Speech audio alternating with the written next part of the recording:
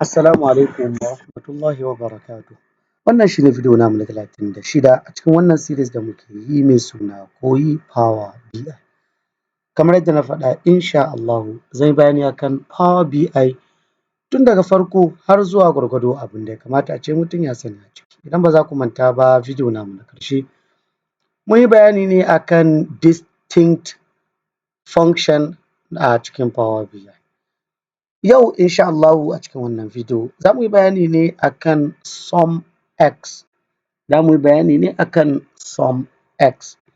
Me SumX yake yi? SumX is like sum da muka yi wanda yake addition ya haɗa muna function da yake addition ya haɗa nambobi wuri ɗaya.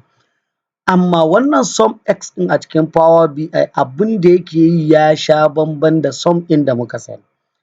Wannan X ɗin da aka faɗa or you can say sum expression ko kuma SumX kamar yadda aka faɗa, sum ne da yake maka calculation row by row.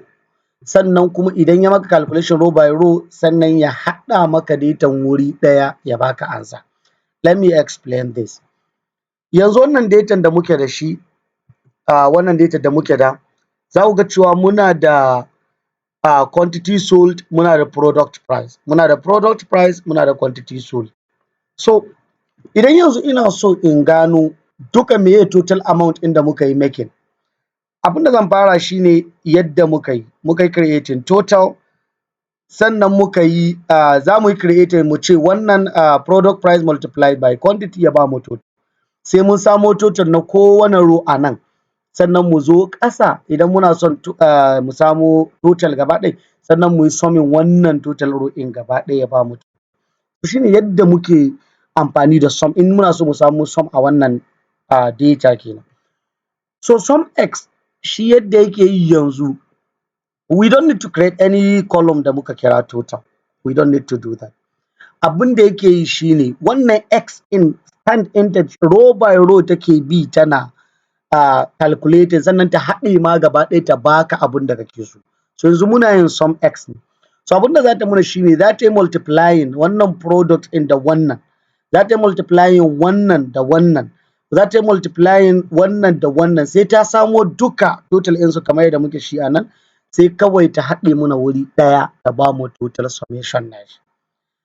Amfanin wannan SumX ɗin za mu yi other XXXS a cikin other videos. Akwai SumX, akwai average X, akwai minimum X, akwai maximum X da sauransu. Duka waɗannan X ɗin abin da take yi kenan na wannan. So zai yi saving ɗinka da ka yi creating more columns in your data.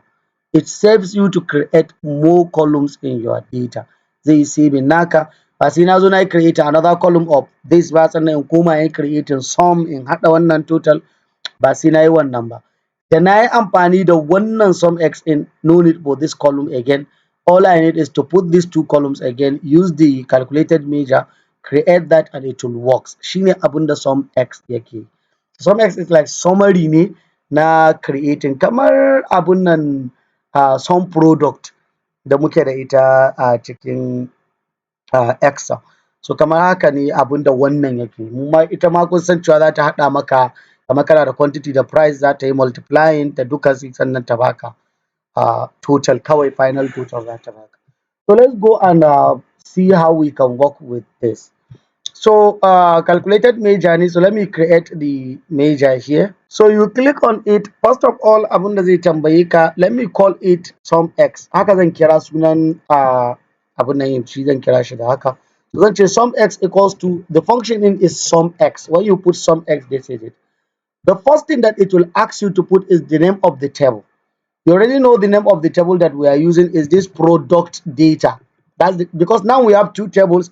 We have list of products, what we created in distinct. We have list of products and then we have product data. So just write the name of the table. Even if you don't have this list of product table, even if it is one table that you have, za ka yi declaring table in. Dole za ka ce mai za ka rubuta sunan table in ya fito sai ka sa shi sai ka danna comma. So Idan ka sa sunan table naka, next abin da zaka saka shine expression in. Tunda summation ne muke so mu muna so mu samu total sum. So abin da zamu fara faɗa shine meye first column da kuma second column da zamu haɗa. First column ɗin mu shine product price. Shine muke so mu yi multiplying product price da kuma quantity. The quantity sold. That is product price da quantity sold su ne muke so mu haɗa mu samo summation nasu. So shine abin da za ka yi. Kana rubuta wannan ka yi SumX ɗinka sai ka danna enter. So idan yanzu muka yi wannan mun samo total namu na wannan SumX ɗin. So bari in yi adding card, let me just add a card sai mu saka abun nan in a ciki. So let me add a card. Let me click on sum. Okay. So kun ga data da muke da shi muna da 1 BN. That is muna da 1 billion.